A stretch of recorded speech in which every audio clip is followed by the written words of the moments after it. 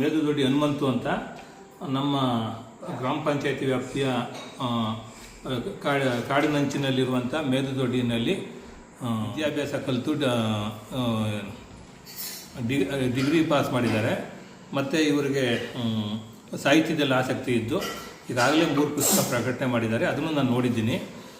ಈಗ ಒಂದು ಪುಸ್ತಕನ ಈಗ ಸಿಮ್ಲಿಂಗ್ ಪ್ರತಿಷ್ಠಾನದಿಂದ ಇದು ಮಾಡಿ ಏನೋ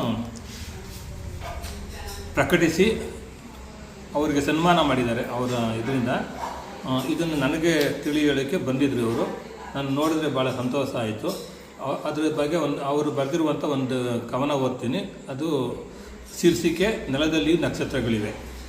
ಬುದ್ಧರೀಗ ಮೇಲೇಳಬೇಕಿತ್ತು, ನಾಗರಿಕತೆ, ಆಧುನಿಕತೆ, ಯಾಂತ್ರಿಕತೆ ಎಲ್ಲ ಕಥೆಯಾಚೆ ತಕ್ಕ ಮಟ್ಟಿಗಾದರೂ ಸತ್ಯ ಹುಡುಕಬಹುದಿತ್ತು.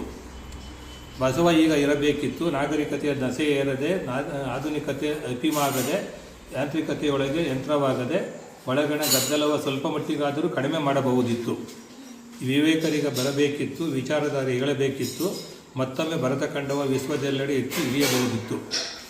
ಅಂಬೇಡ್ಕರರೀಗ ತೋರು ಬೆರಳ ದಾರಿ ತೋರಬೇಕಿತ್ತು, ಈಗೆಲ್ಲ ಕೊಂಬೆವಷ್ಟೇ ನಾವು ಬದಲಾಗಲಿಲ್ಲ. ಆಕಾಶದ ಅನಂತ ದೂರದ ಚುಕ್ಕಿಗಳು ಎನಿಸುತ್ತಾ ಕೂಡಬೇಡಿ, ನೆಲದಲ್ಲಿಯೂ ನಕ್ಷತ್ರಗಳಿವೆ.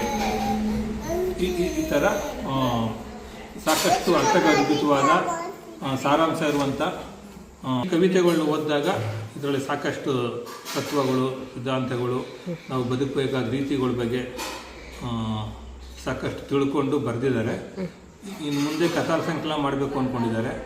ಅವರ ಈ ಸಾಹಿತ್ಯ ಕ್ಷೇತ್ರದಲ್ಲಿ ಬೆಳವಣಿಗೆ ಸಾಕಷ್ಟು ಆಗಲಿ ಅಂತ ನಾನು ಹಾರೈಸುತ್ತಾ ಪ್ರೋತ್ಸಾಹಿಸ್ತಾ ಇದ್ದೀನಿ.